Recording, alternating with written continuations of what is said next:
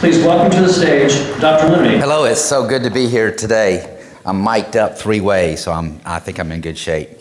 Thank you so much for allowing me to talk a little bit about our school system. I appreciate Matt's introduction. The reality of it is that I haven't really done a lot, but our school district and our community has done tremendous things working hand in hand together for the benefit of boys and girls. I want to share with you a startling statistic. 10,000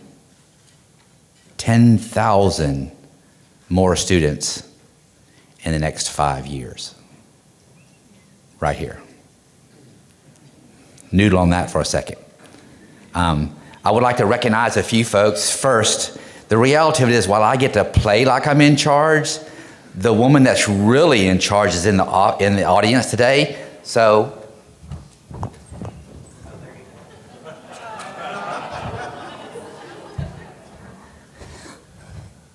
the lady that really runs the school district behind the scenes happens to be Rebecca Hagan.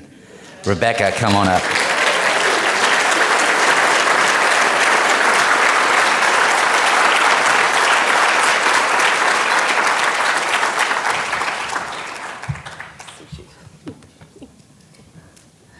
Okay, I'm in the doghouse for embarrassing her. Rebecca is my executive administrative assistant and the board secretary. She does a tremendous job, amazing job, and I really couldn't do the work that I do, and the board couldn't either without her support. So once again, let's give it up for Rebecca.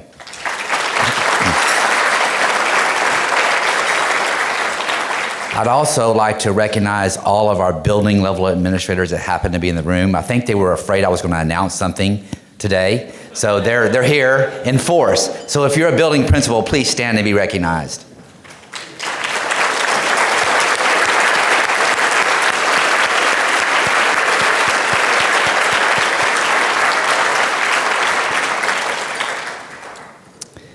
And I would really be in trouble if I didn't recognize my tremendous school board members.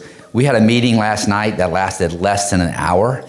I am so proud of y'all.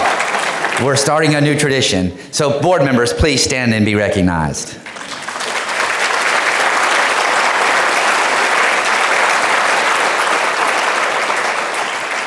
I'm working my way through the folks I have to recognize. If you are a PTO member or leader, please stand and be recognized.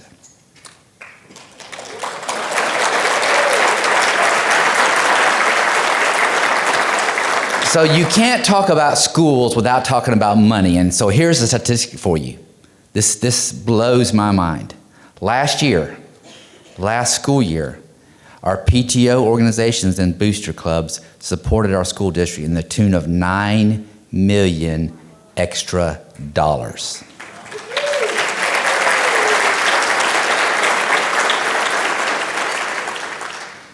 Thank you, Ms. Smith, and to all of our PTO leaders for doing that.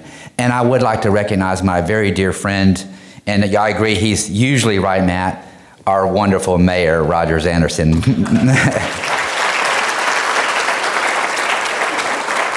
And I don't want to get in trouble, so I see Glenn Cassida in the audience. Any other elected officials, please just stand and be recognized right quick. Glenn, go ahead and stand up. Mayor, thank you. And then my final beginning part of this is we happen to have a colleague of mine that's a superintendent in a neighboring district down south of us. And I want to make sure that you know if you talk to any of my principals and try to steal them while you're here visiting today, that we will have words. I give out my contact information to everybody that I speak to, so I want to just take a moment to let you see my contact information. I encourage you to jot down my cell phone number or take a picture of this slide. If you have any questions or concerns about our school district, please don't hesitate to call. I'll call Rebecca and get the answer, and then call you right back. So we'll figure it out. You know, I think the most appropriate way to start today's presentation is to just go ahead and get the heavy lifting out of the way. Our school system, your school system, is better, stronger, bigger, quicker, and more productive than it has ever been in its history. How about that? So the state of our schools Not only is it strong, it's exemplary. We're doing amazing things. And here's why.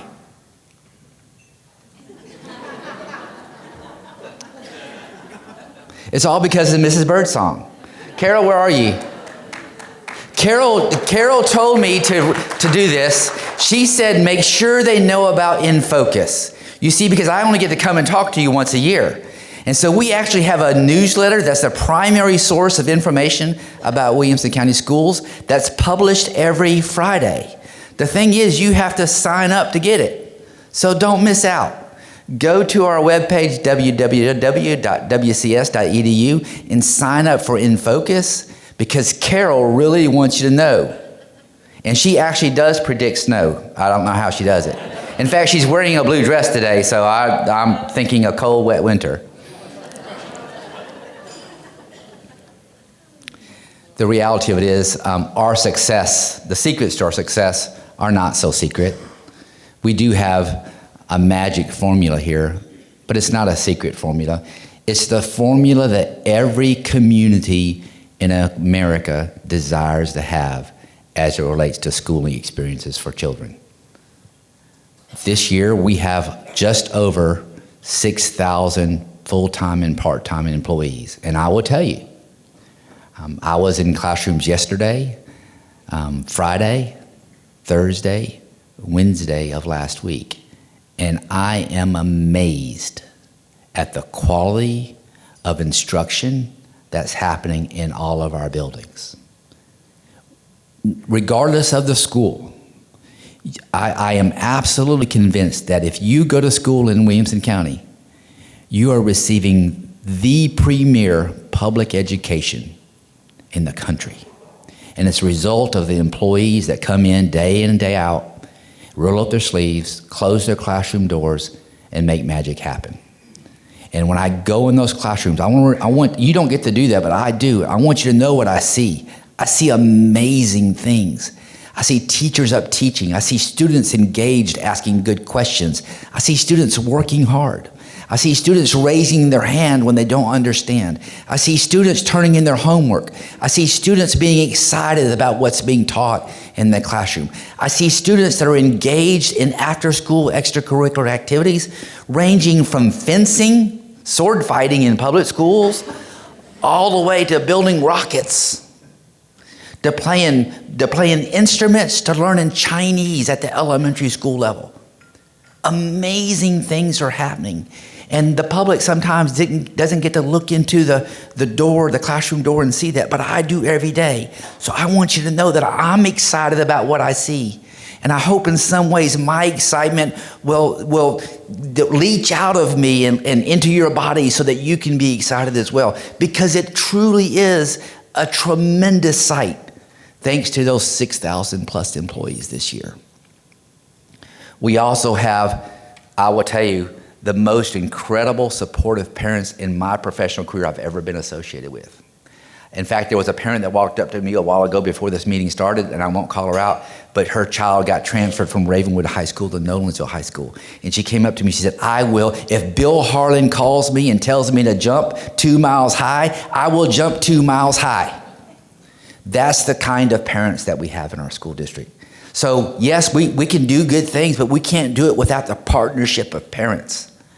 And our parents are doing amazing things. $9 million of extra funding into our schools from parents, from bake sales to car washes to all kinds of interesting fundraising opportunities, even an occasional skydive.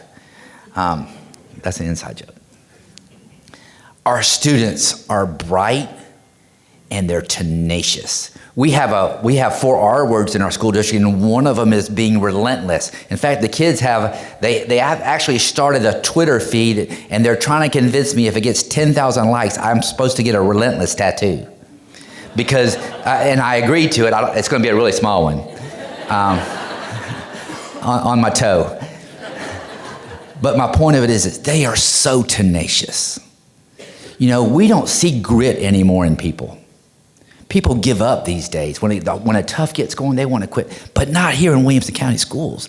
The kids are tenacious and relentless in the pursuit of excellence.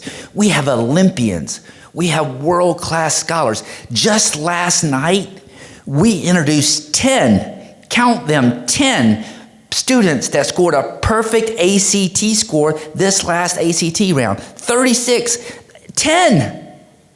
There might be 11 in the state, and we've got 10. That's an exaggeration, but we have most of them. And I will tell you, I am so thankful for the partnership that we have with the Chamber and with the business community. It's absolutely stunning. It's incredible. Nowhere else in America do I think there's a partnership as strong as we have. We have a staff member that actually works in the Chamber office. Did you know that? We have that kind of relationship. So we have a staff member that's always grooming the next best part of our relationship moving forward. Matt, you folks do a great job, and thank you to the community and business leaders here that support our schools. In fact, I hope you support us so much that we actually have a new app. So if you don't have plans this Friday night, I'm just saying it's the first official game of football season. Friday night. And you can get your tickets online. You can buy them online, show up, and support our schools and have a good date and a good hot dog while you're there. And then finally, I mentioned this a while ago. We had a board meeting that lasted less than an hour last night. And you know what? That happened as a result of a multi-hour work session last Thursday where we did the heavy lifting. See, the public sometimes doesn't see that happening, but in those work sessions is where the debate happens. The reason that we had a 50-minute work session last night is because we have an engaged, informed citizenship that elects officials that are willing to stand up, be courageous, and protect one of the most important assets that we have in this community, and that's our school system. It's the single largest economic driver that we have, and I believe that we have to be careful. I tell my board members all the time, consider our school system a very large ocean liner. You can't turn an ocean liner on a dime without knocking all the deck chairs off the ship. We've got to turn this thing slowly. So all of these outside influences that impact public schools that have a tendency to want to do this, they're rocking the boat all right. They're also risking us losing deck chairs, which is success. Now, I just want to talk a little bit about our success, because I told you the district is stronger, faster, leaner, meaner than it ever has been before. But the reality of it is this year, there's been an anomaly in Tennessee, and that is there was a testing fiasco. Anybody hear about that? Well, I did. Can you tell? Well, so we don't have a lot of data to share with you from last year, but we do have some. So I want to share what we have. 45 of this last year's graduating class, 45% of students passed 4,725 AP exams throughout their high school experience. So what? Why does that matter? I heard Dr. Looney's pushing the AP exams. Who cares about AP? Well, if you pass an AP exam with a 3 or higher, guess what? Cha-ching! That's a college credit. 3 credit hours. And what does that mean to mom and dad? They didn't have to pay a dime. So that resulted in 4.5 million credit hours. When last year's senior cohort walked across the stage, they collectively had 4.5 million credit hours of college already under their belt. Dollars of credit hours, I'm sorry. 75% of our students scored at least a 21 on the ACT. What does that mean? It means they qualified for the Hope Scholarship, which is a $16,000 scholarship paid for by Tennesseans and neighboring states that happen to purchase lottery tickets. So how does that look? What do those numbers look like relative to where we've been? I'm not going to go over the details of the slide, but I think you'll see a pattern emerge. So the blue line, the dark blue line on top, is enrollment. This fall, as of August 6th, we have 10,119 seats in AP classes filled, more than we ever have had in this school district. You can see the red line. the number of exams passed. Look at the gain. In fact, just look in awe of that chart. It gives me goosebumps. Now, let's talk about ACT. The school board has a strategic plan goal of reaching an average ACT composite of 24. There's something that's a little bit unique in Tennessee, and that's this. We test all students. At least we're supposed to. We've learned that some districts haven't been playing by the rules, but we have been. So every student that graduates from Williamson County Schools, unless they literally have multiple handicaps and can't, takes the ACT. And the way the state reports the ACT is this. It's the last test score that you get, not your best test score. So if you took the test in March and then again in May, they count whichever one was last, not necessarily which one was best. So for us, our last test score, the last data that we have, was an average ACT composite of 23.8. Our goal is 24. So we're getting incredibly close. On the 26th of this month, the state will release the ACT results, and we'll know better where we stood as a result of last year. And I just want to skip to this, because this is the part that really excites me. And actually, if you look at the red line, it will show. So the red line represents what students scored on the ACT when they took it the first time as juniors. And the blue line represents how they performed as exiting seniors. So you can see that between the junior year and senior year, students made a lot of progress. I don't know if this has it doesn't. Everybody see that? Here's what I'm excited about. Look at the red dotted line. You know what that represents? This year's senior cohort. This year's senior cohort, already right today, before we even began school, was sitting on an average ACT composite of 23.8. So board members, here's what I'm saying to you. We're going to hit a 24. We could cancel school for 6 weeks and still hit a 24. We're going to hit a 24. Now, we're not going to cancel school for 6 weeks, but we're going to hit a 24. Or I'm going to stand before you next year and eat lots of crow, and I don't like crow. We're going to hit a 24 this year. We will have reached our our strategic plan goal next year, and our strategic plan ends next year. And I know that you probably aren't as excited as I am about that, but I am incredibly excited about it because it represents the grind that happens in classrooms throughout the district. Carol, how am I doing on time? Am I over? Oh, yes. I am? Okay. All right, I'm going to stop with this. I apologize. I get excited about schools. I'm going to stop with this slide, and one more slide. Matt already said this. I want to put this in real terms. $145 million plus in scholarships this last year. So in the last 5 years, that's over $500 million of free college money that our kids have earned. That's life-changing, game-changing. So what does that mean to a family? Here's what it means. Last year, the average Williamson County School graduate earned $54,000 in free college scholarship money. $54,000 per student. That's the average.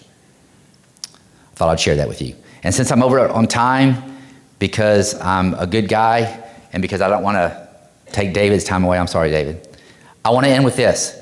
We have a Be Nice license plate because it's part of our Be Nice theme that the Ken Rose PTO organization put together. And I want to encourage you to go to the website and buy a Be Nice license plate and replace your Tennessee license plate with it. And it's just a small cost of $36 plus tax, and that will help. All that money goes back to the schools. With that being said, thank you so much for allowing me to present. I apologize in advance to my good friend David Snowden, who does a tremendous job with Franklin Special School District. Thanks, gentlemen, for taking the time to address us today, and thanks for your great remarks as well. I think people got a real sense of where we stand when it comes to our public schools in Williamson County and what we know really drives this economy.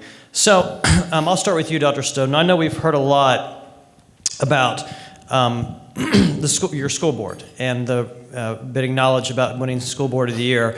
I'm just going to read a couple things about the criteria for how that was chosen, and then have a follow-up question after that.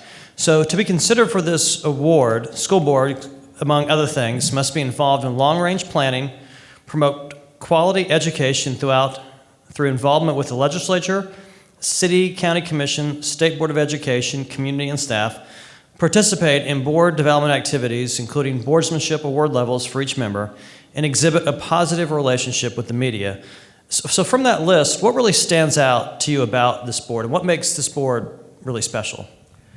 Well, number one, it's not on that list, but to me, the most important thing that I think this board does is they collaborate. The collaborative spirit they have, they build consensus, they're willing to debate and discuss issues and do it in a very serious manner, but they are very collaborative. And I think all those things, they're willing to continue with their professional learning opportunities through TSBA.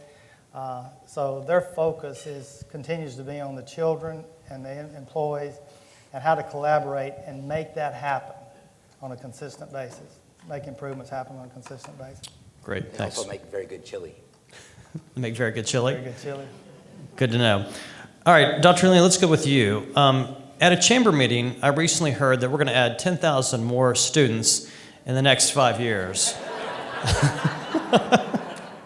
So my original question was, how do you handle 1,800 more this year, 1,000 over the next year after year? So I guess my question to you would be, or is, what have you seen work in other fast-growing districts across the country when it comes to addressing these growth challenges? Well, the reality of it is we almost just have to hold on.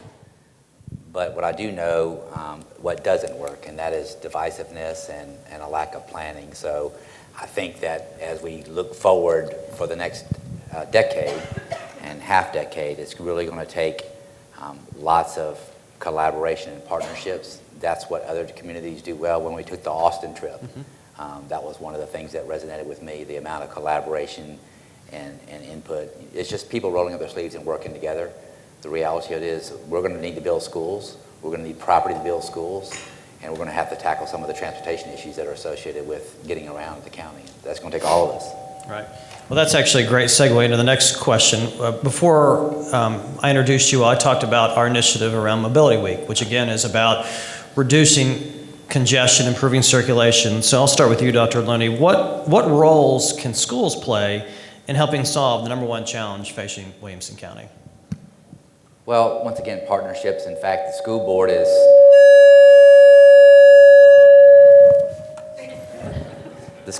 contemplating, I'm not sure what we're doing. The school board is contemplating changing start times, and we're going to actually be soliciting input from a lot of different stakeholder groups, but including the business community, about what school start times would work well as it relates to when their employees report to work and then go home in the evening, to see if we can work times out where we don't have massive congestion. So I think it's that. I think it's encouraging your employees to have their children ride the school bus, albeit that there's a shortage of bus drivers. Right. We still have vacant seats on the buses that we are running.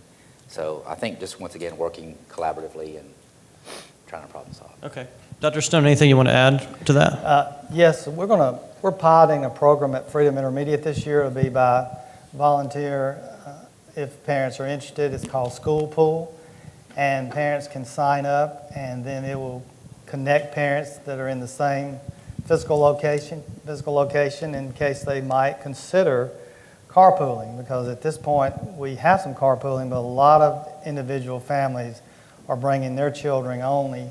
And if they did use this possibility or this opportunity to pool together, then we think that could also reduce the traffic. And the problem with the buses is that because you have a limited number of buses, they run dual routes. So you run an early route for the early start school, and then you have to come back and run another route. Well, I think every school bus we have runs dual routes except for 2. So that adds to that congestion. But you don't have enough school buses or enough drivers for sure to run buses, singular buses. So you can't start all the schools at the same time. Right. So a lot of it, like you just said, goes down to individual behavior and really encouraging the carpooling piece, which would help from that standpoint. I guess let me take a step back and get philosophical on you all. Not me. I'll ask you the question. So what's changed the most in education over the past 5 years? What trend makes you the most optimistic, and what trend, I guess, scares you the most? And I'll let whoever wants to start with that. I'll go first. Well, I think what makes me most optimistic is the quality of instructors that we're getting. There was a time where I think there was fair criticism coming from post-secondary institutions about whether people were really ready to teach. But I would tell you, in my experience, at least here in Williamson County, we have more talented people than I've ever seen before walking into the classroom, being able to do the work. Sophisticated, smart, intellectual, articulate people that understand the complexities of adolescence and their development and content. The part that frustrates me the most, and I think it's probably the part that's negatively impacted schools the most, is external interferences from letting an LEA, a local education association, operate their schools in the manner that the community sees fit. You have the federal government, the state government, and political engagement, that honestly makes those deck chairs slide from side to side on that ship that takes away the focus from the work. So this is complex work. It's doable work. It's complex work, but it requires your full attention. And so when you have those distractors that interfere with your focus, then things get left undone. Okay, great. Dr. Snowden? I would echo that about it. We have some of the most talented and dedicated professionals, and that's certainly a plus. And that continues to be a great opportunity for us. And the pool thus far in most subject areas is really deep. I think the most frustrating part for us, I know last year was hopefully an anomaly regarding the assessment program, but our concern, and we all believe in accountability. Mike and I believe in accountability, our principals, our teachers. I don't particularly like it, David. We all know that we have to be accountable, but we believe that you should feed the sheep more than you weigh them. And I think we've gotten the cart before the horse, so to speak, and in many cases we're doing way too much assessment instead of really focusing on teaching. So I hope, and I know the state has done a great job, and I applaud the commissioner in having that amount of testing, the state testing, reduced by 30%, which is certainly, I think, going in the positive direction. I hope that continues. All right, let me finish this up, and you made reference to it earlier, actually you both did in your presentation, about the partnership with the business community. And like you said, Dr. Looney, we do have someone in our office one day a week, Rebecca Collins. She constantly reminds me I'm not her actual boss on that Monday that she's there. But we're the only chamber I've heard of in the country that has that. But I guess my question to both of you is, partnerships are great, but they can always be better, they can be stronger. What are ways that people in this room, companies in this room, can continue to partner with the school systems, with the kids, with the parents, with individual schools that could make it better for our entire community? Well, I'll start. First of all, I want you to know that I view our relationship as symbiotic, that it's not just about me coming to your doorstep asking you for money or support. It's really, how can we help you be successful as a business as well? The one thing that I need from you more than anything is your engagement. We all live very, very busy lives, and it's very easy to think that everything is going well and smoothly and you don't need to pay attention to it. So my request is sign up for InFocus. InFocus is a great way to stay engaged and informed about our school district so that you're in the know. You know when something's happening that could negatively impact the district, or if we need support, or where there's an opportunity where we might be able to help you in some creative way. So be engaged. Okay, Dr. Snowden? Absolutely, engagement. And I would have one other suggestion. I know Mike's got some schools, and we have some schools that are involved in after-school tutorials with United Way of Williamson County. Raise your hand. And we're always needing volunteers. I mentioned the children from poverty, children who came to us not speaking English and who really are not literate in their native language. So all those students need additional support, additional help. That's part of our story.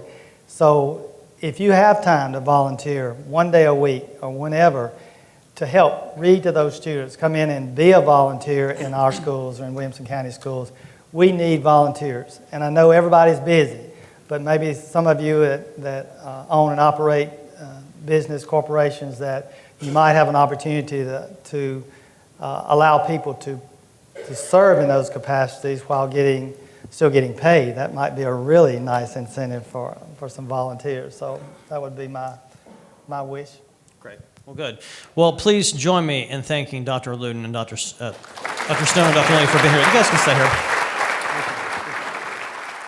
Thanks, guys.